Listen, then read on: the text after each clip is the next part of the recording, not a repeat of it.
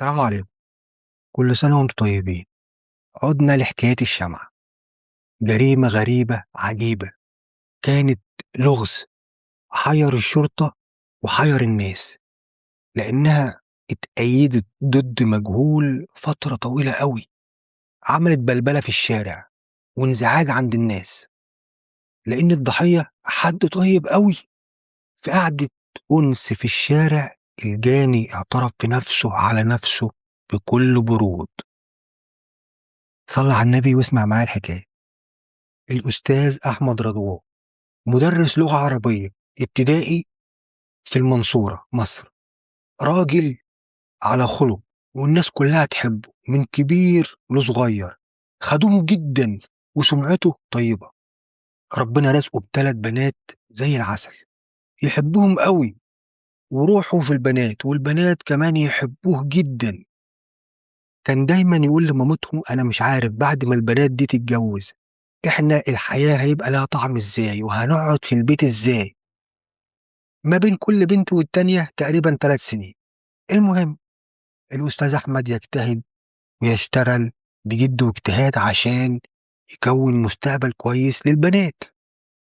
فبدأ يكون مجموعات دروس خصوصية يدي عنده في البيت، أهو بيزود دخل إضافي ليه ولأسرته. ولو حد عايز إن أنا أديله درس كمان عنده في البيت خصوصي وبأجر زيادة هروح له. المهم وتعدي بيه الأيام والشهور والسنين وهو بيشتغل بجد وباجتهاد، وراجل سمعة طيبة وحسنة بين الناس كلها.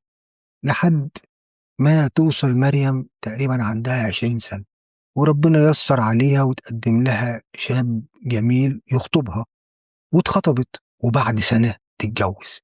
لكن بعد ما تتجوز مريم أبوها وأمها يزعلوا قوي إن البيت نقص فرد بنت، لأن هم روحهم في البنات. فكانوا طب احنا لما نجوز الاتنين التانيين هنعمل ايه؟ فكان دايما الكلمة دي بتتردد في ودن أسماء البنت الصغيرة.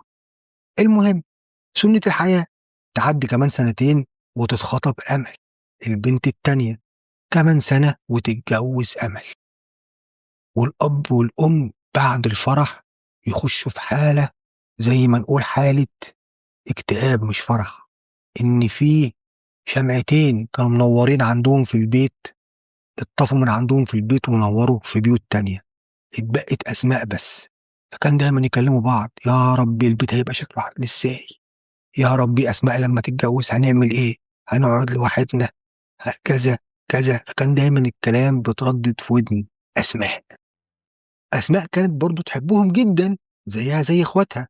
المهم تعدي السنين ويتقدم واحد لخطبة أسماء، شاب محترم جدا وعلى أخلاق، وابوها وامها كانوا موافقين، بس اسماء ما رضيتش. طب ليه يا بنتي؟ لا انا مش عايزه اتخطب دلوقتي يا ماما. لا شويه يا بابا. ليه يا بنتي في حاجه؟ لا معلش خلوني بس ايه كمان شويه. ماشي. المهم شهر شهرين وتقدم واحد تاني برضه اترفض. طب ليه يا بنتي في ايه؟ معلش يا بابا انا عايز اقعد معاكم. البنت اتعلقت بابوها وامها، ولما الكلمه ترددت في مسامعها من وهي صغيره ان مين اللي هيقعد معانا ولما نجوز البنات هنقعد ازاي، البنت هي كمان جات لها حالة إن هي مش عايزة تسيبهم، مش عايزة تفارقهم، حتى لو هتيجي على نفسها مستقبلها. المهم عريس في التاني في التالت في الرابع، أبدا أسماء مش موافقة تتجوز. وأمها وأبوها مسكوا فيها يا بنت إزاي يا بنتي ما ينفعش يا بنتي مش عارف إيه. معلش يا بابا أنا عايز أقعد معاك. بتقعدي معانا إزاي هو ينفع؟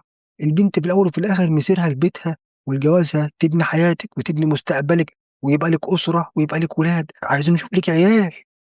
معلش يا بابا معلش، معلش يا ماما أنا عايز أقعد معاكم. البنت خلاص هتقعد معاهم.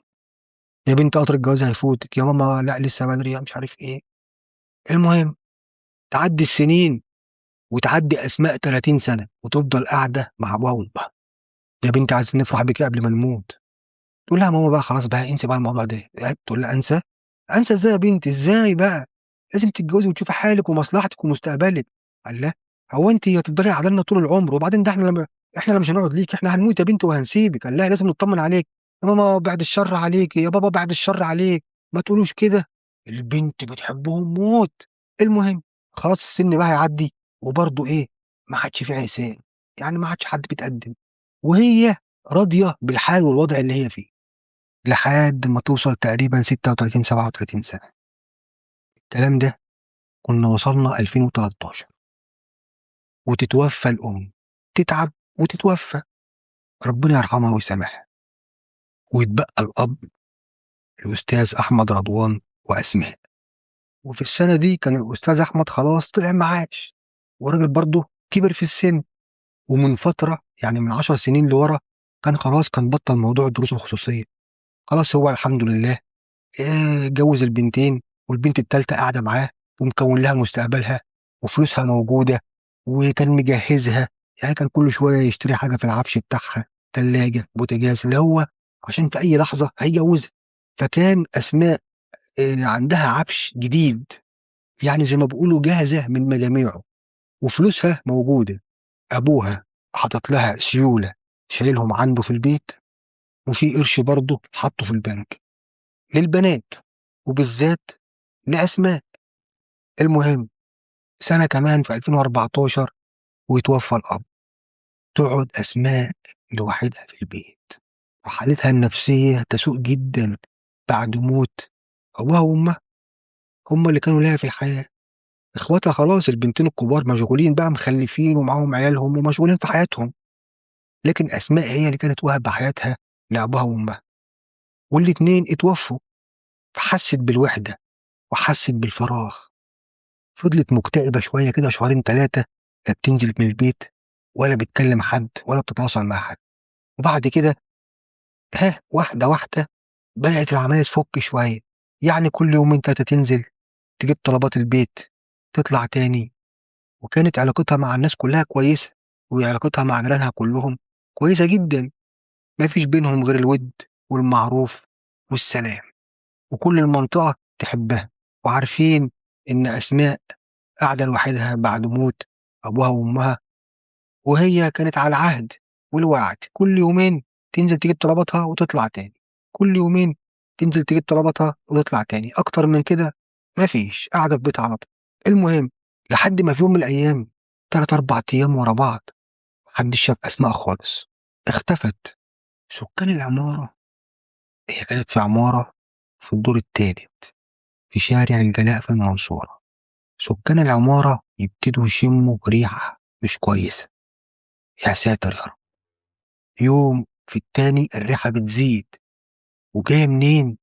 جاية من شقة أسماء، وأسماء قاعدة لوحدها، وبالفعل أسماء دخلت لها دلوقتي في 4، 5 أيام مش باينة، الموضوع يقلّق. المهم اتصلوا بالشرطة، جات الشرطة يخبطوا على الباب ما حدش بيرد، يخبطوا ما حدش بيرد، كسروا الباب ودخلوا جوّه الشقة، ولا ريحة فظيعة في قلب الشقة، يندهوا يا أسماء، يا أسماء، طبعًا كان الجيران قالوا للشرطة دي شقة أسماء كذا، كذا هي اللي قاعدة فيها وكده، يندهوا يا أسماء، يا أسماء ما فيش، فدخلوا يبصوا في الغرف، المطبخ والحمام والغرف، والّا المفاجأة، أسماء في غرفة النوم جثة هامدة على السرير، غرقانة بدمها، لا حول ولا قوة إلا بالله. بسرعة يستدعوا المعمل الجنائي للمعاينة المبدئية لجثة أسماء، إنها مطعونة في بطنها، وواخدة كذا خبطة في دماغها من ورا، والدم مغرق الدنيا. يعاينوا المداخل والمخارج ما فيش أي آثار عنف، يعني إذًا اللي دخل مفتوح له الباب، يشوفوا محتويات الشقة والّا الفلوس مسروقة والدهب مسروق وكمان التليفون بتاعها مسروق ومقفول، يبقى إذًا دي سرقة اتطورت لقتل، بس إيه اللي يخلّيه يقلّعها؟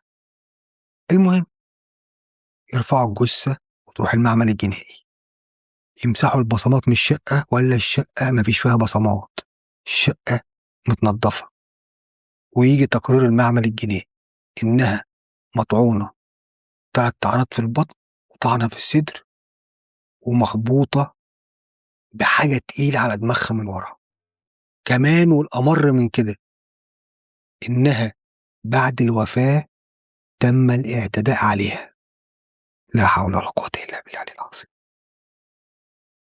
يا ترى مين الشيطان اللي عمل كده؟ اللي يخش يضرب ويقتل ويموت ويسرق ويعتدي كمان بعد الموت.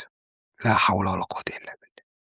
المهم بما إن الشقة ما كانش عليها آثار عنف في الدخول، فإذا الجاني هويته معروفة لأسماء، يعني هي اللي فاتحة له الباب. فبدأوا يحققوا مع الدايرة القريبة منها، اللي هو معارفها، قرايبها، الجيران الموثوق منها. كل الجيران ما حدش كان بيخش عندها، هي أصلا ما كانتش بتدخل حد، يعني هي كانت علاقتها كويسة مع الناس كلها، بس ما كانتش بتروح عند حد ولا حد بيروح عندها. وكذلك قرايبها برضه كانت لوحدها خالص. فالخيط ده ما وصلش لأي حاجة. يحققوا مع الجيران برضه ما وصلوش لأي حاجة. اللي كان في شغله، اللي كان في بيته. واللي زاد الموضوع تعقيد إن ما كانش فيه كاميرات لا في العمارة من جوه ولا من بره ولا من بعيد حتى. فضلت التحقيقات شغالة مع القريب ومع الغريب، مع الجيران، مع المعارف، مع كله. ما وصلوش لأي خيط نهائي. ويعدي أسبوع والتاني والتالت وشهر والتاني، مش قادرين يوصلوا لأي حاجة. لدرجة إن الناس الجيران قالوا هو شبح اللي دخل اعتدى عليها. إزاي؟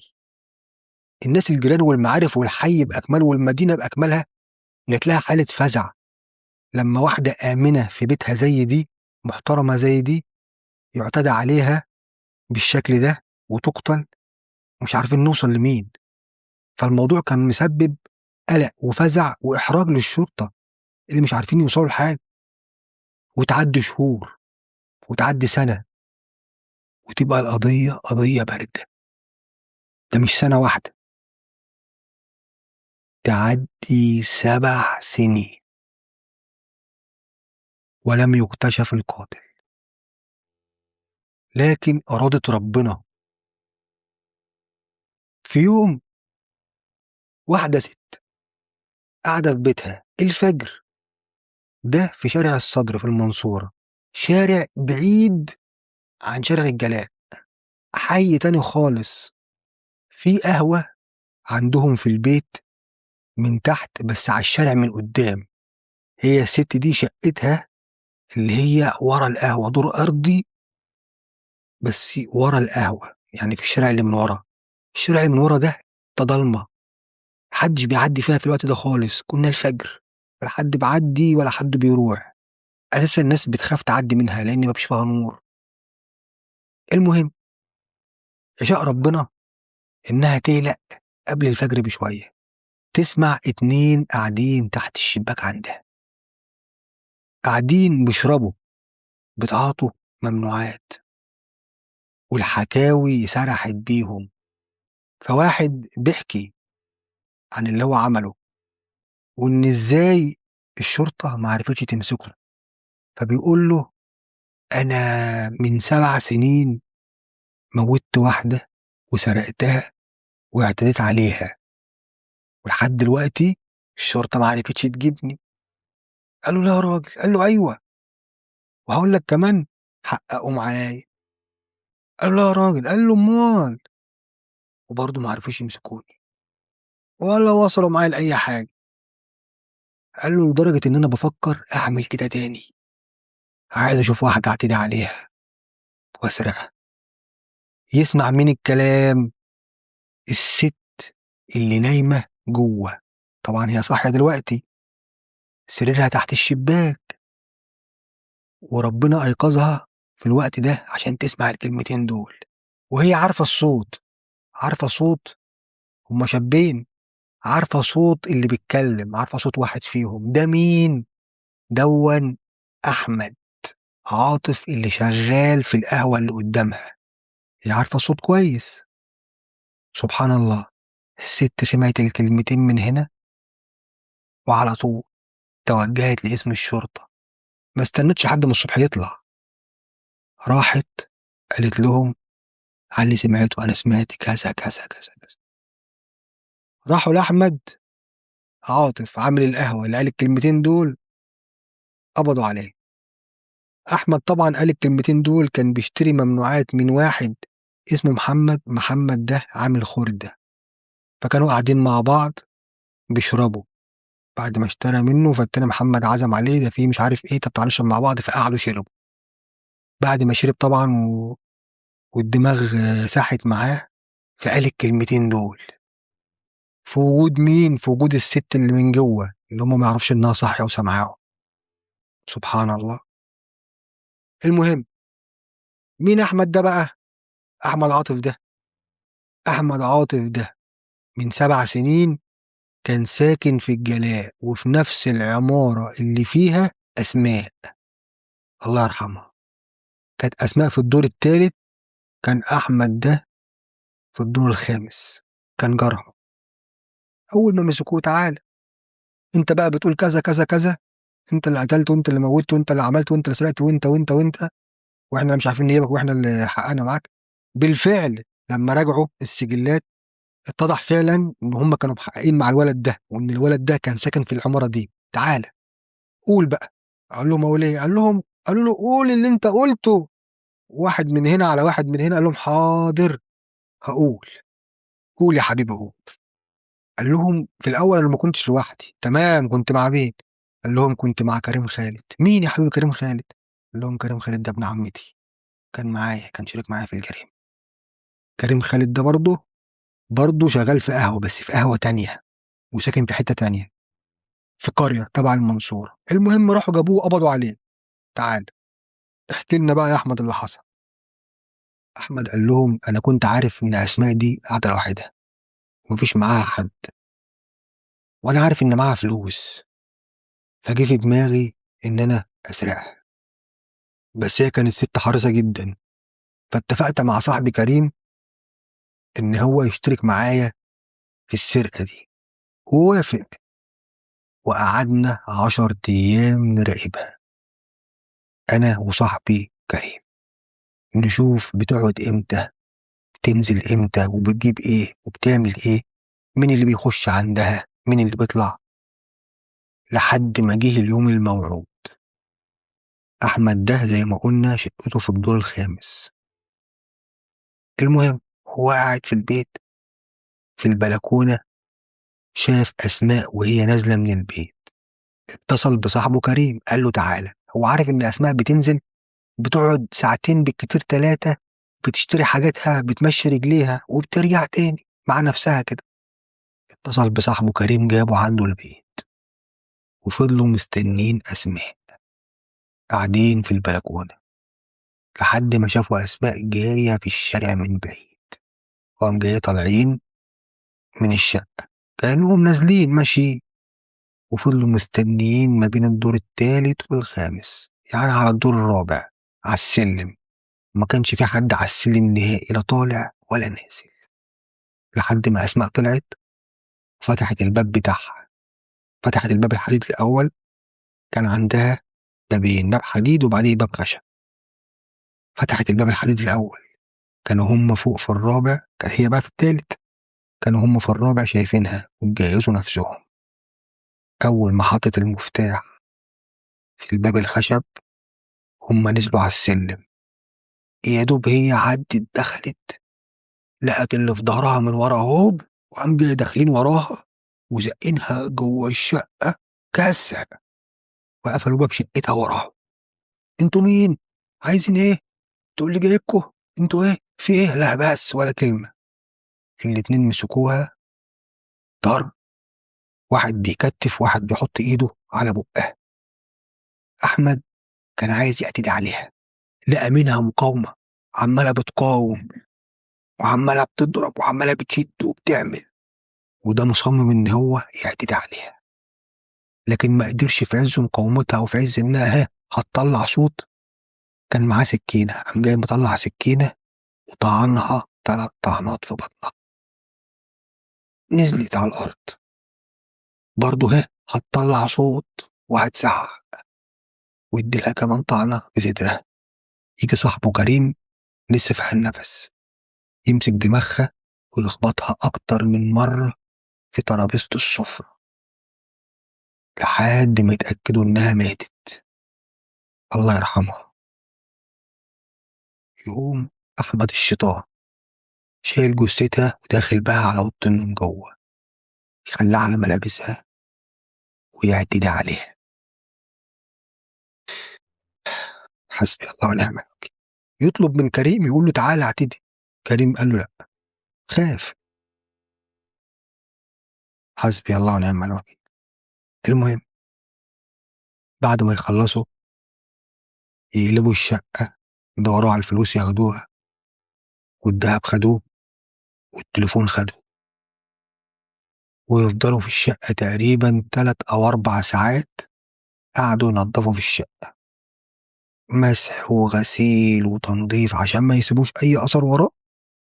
بعد كده ياخدوا الحاجة وياخدوا الهدوم وياخدوا الحاجات اللي مسحوا بيها وياخدوا السكينة وياخدوا أي حاجة ممكن تسيب أثر، وينزلوا عند سلة الرابش يرموا الحاجات دي في الزبالة، وبعد كده يطلعوا فوق في الشقة بتاعة أحمد في الدور الخامس، ياخدوا دُش ويغيّروا هدومهم ولا كأن حصل أي حاجة.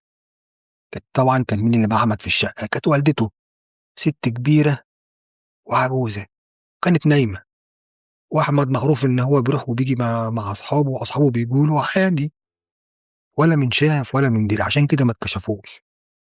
ولمّا حققت معاه الشرطة قال لهم أنا كنت موجود بس أنا كنت نايم في البيت، وطلوع صاحبه ودخوله عنده أمر طبيعي، هو بيروح وبييجي عنده أصحاب. فضلت القضية 7 سنين كاملين قضية باردة، ولا حِس ولا خبر، لحد ما سبحان الله ربنا ينطقه بنفسه على نفسه، عشان ما يضيعش حق أسماء، البنت الشريفة العفيفة اللي اتوفت عذراء، حورية من حوريات الجنة، ويتحاكم أحمد وكريم، تفضل المحاكمة تقريبًا سنة ونُص. طبعًا أخدوا حكم إعدام وبعد كده اتنقض، بعد كده تم تأييد حكم الإعدام في شهر 12/2023. حسبي الله ونعم الوكيل على كل ظالم ومعتدي. طبعًا أحمد ووالدته كان بعدها بفترة كانوا نقلوا من البيت ده، كانوا نقلوا من شارع الجلاء، كانوا راحوا شارع الصدر، اللي هو في حي تاني، في حي بعيد خالص، كانوا سابوا الشقة اللي كانوا قاعدين فيها دي، اللي هو اللي عمل فيها جريمته. لكن مهما تنقل، مهما تروح، مهما تبعد، مش هيضيع حق مظلوم أبدًا. ربنا يكفينا شر شياطين الإنس وأمثال أحمد وكريم. خدوا بالكم من عيالكم، خدوا بالكم من نفسكم، خدوا بالكم من بيوتكم. ودي كانت نهاية حكايتنا، والسلام عليكم ورحمة الله.